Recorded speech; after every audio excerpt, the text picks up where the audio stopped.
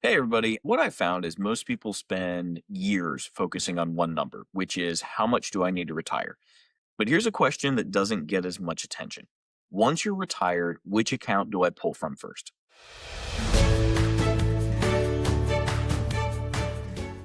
My name's Matt Landon, and this is Money and Meaning. And today I want to talk a little bit about that withdrawal sequencing, that order at which you pull from your accounts. So what happens is when you're planning to save, you want to at one point you're trying to keep your taxability as low as possible. So you'll put money in pre-tax. Well, then later you realize, wait a minute, along came these Roth accounts, and so you may have started putting some money into Roth accounts, and so that's post-tax money. But what happens is you also have some no tax money. These are things like your checking, your savings accounts, your trust accounts, your individual account, that brokerage account. But each one of these account types, right, which is your taxable, your tax deferred, and your tax free, right, being your Roth account, provided you do it right. Each one of these has different tax consequences when you pull that money out. The default approach has always been spending taxable money first, and that sounds logical, but it misses a significant planning opportunity. One of the big things you want to think about is that Roth conversion window. That's that window of time where you can move money out of an IRA into a Roth account. Now, yes, you are paying taxes on those funds when you pull it out. But the thing to keep in mind is you pay those taxes once and then it climbs. Later on, once you hit your age 65, all of that income is going to factor into your Medicare premiums. If your income is too high, your Medicare premiums are going to continue to climb. So you have to think about your tax brackets, both single as well as joint. You have to think about your Medicare premiums, your Social Security, how much of that is being taxed. It all kind of comes into play. So what I like to think about is not just that Roth conversion amount affecting this year's tax return, but what about your Medicare premiums 2 years from now?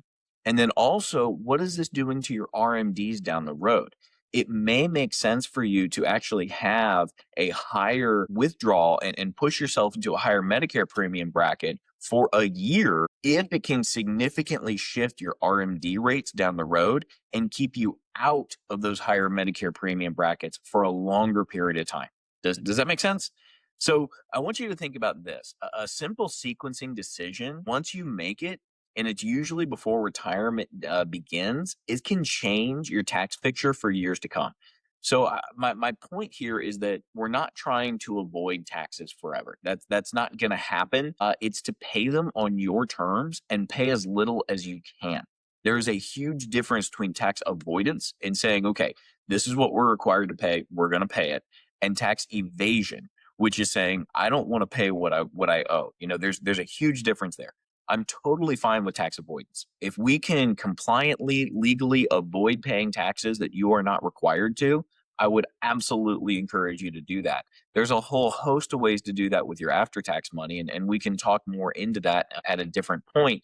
But the big thing here with your retirement planning piece is that you don't want to just assume pull from the IRA, then the non qualified, Roth last, and that be the only thing you consider.